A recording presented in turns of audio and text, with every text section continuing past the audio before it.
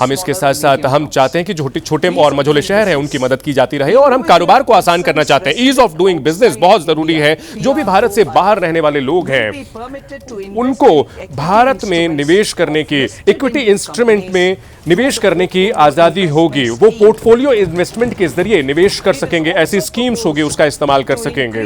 हम चाहते हैं कि जो इन्वेस्टमेंट की सीमा है, निवेश की सीमा है, जो एक एकल शख्स है उसको हम 5% से बढ़ा करके 10% कर रहे हैं। पोर्टफोलियो इन्वेस्टमेंट स्कीम के तहत 5% से 10% बढ़ा रहे हैं। तो जो PROIs जो भी इंडिविजुअल्स हैं उनको फायदा मिलेगा। 10% से बढ़ा करके 24% अब कर दिया जाएगा।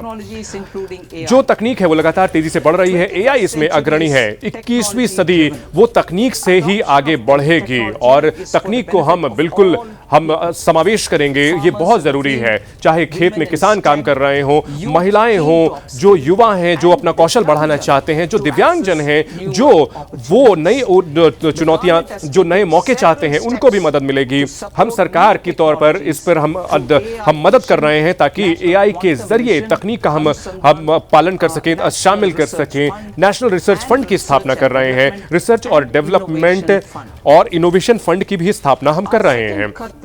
हमारा जो दूसरा कर्तव्य है वो हम चाहते हैं कि लोगों की आकांक्षाओं को पूरा करें और उनकी क्षमताओं को बढ़ाएं। हम 22 करोड़ लोगों को हमने गरीबी रेखा से बाहर निकाला है। पिछले 10 साल से ज्यादा समय में हमने लगातार टिकाऊ कदम उठाए हैं और इससे लोग गरीबी रेखा से बाहर आए हैं। यह संख्या 22 करोड़ से ज्यादा है।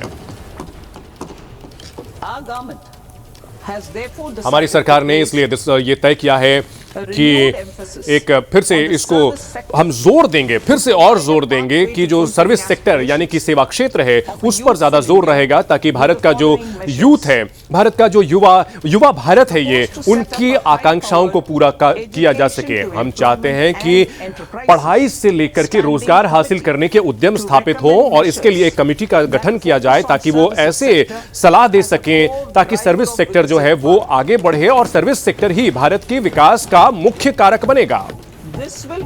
और इस कदम के जरिए हम सर्विस के क्षेत्र में हम वैश्विक लीडर बन पाएंगे। 2047 तक ये लक्ष्य हासिल कर पाएंगे। 10% से ज्यादा ग्लोबल शेयर हमारा होगा। ये जो कमेटी होगी ये सुनिश्चित करेगी, उन प्राथमिकताओं को चिन्हित करेगी ताकि हम जो है विकास दर हासिल कर सकें, हम निर्यात पर फोकस कर सकें, हमारा रोजगार जो है वो बेहतर हो सके। इसमें AI का इस्तेमाल करेंगे और हम रोजगार के मौके पैदा करेंगे, और ऐसे कदम हम उठाएंगे। इस कमेटी का यह काम होगा कि ऐसी सलाह दे। हम चाहते हैं कि कौशल को हम बेहतर करें।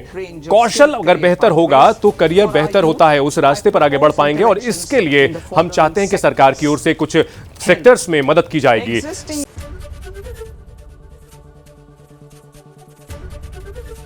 ABP गंगा, खबर आपकी, जुबान आपकी।